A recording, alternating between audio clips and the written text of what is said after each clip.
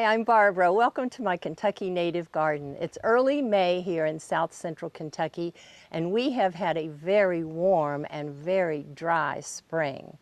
We also had some work done this winter. We had to replace all of our steps and our walkway, and when we did this, I lost some plants, but I also had to move some plants.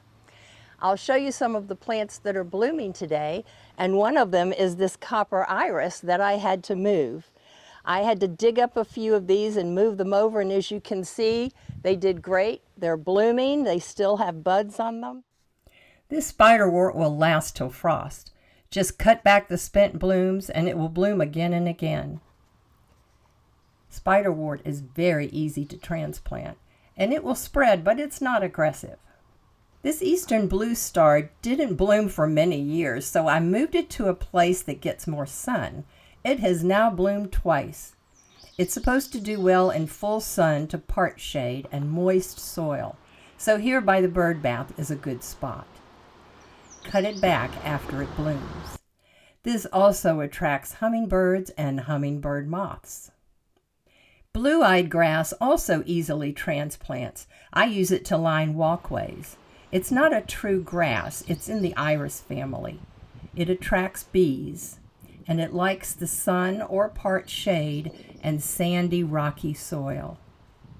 Indian pink is one of my favorites, but it's also loved by the deer. It likes moisture and part shade, and it attracts hummingbirds. I planted this hairy beard tongue in the front yard quite a few years ago.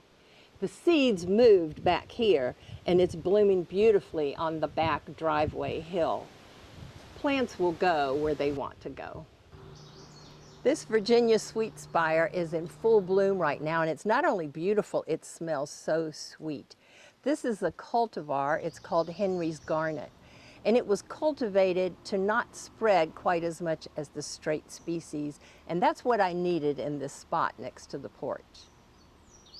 You remember I told you that we had to replace our steps and our walkway this winter. Well, we had all of these pavers left over, so I wanted to use them for something, so I decided to make this spiral herb garden. Now, these plants are not native. However, I did intentionally plant some parsley, some dill, and some fennel because those are the host plants for the swallowtail butterflies.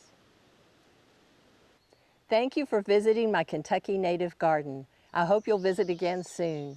If you liked what you saw, punch that like button and subscribe, and we'll see you later.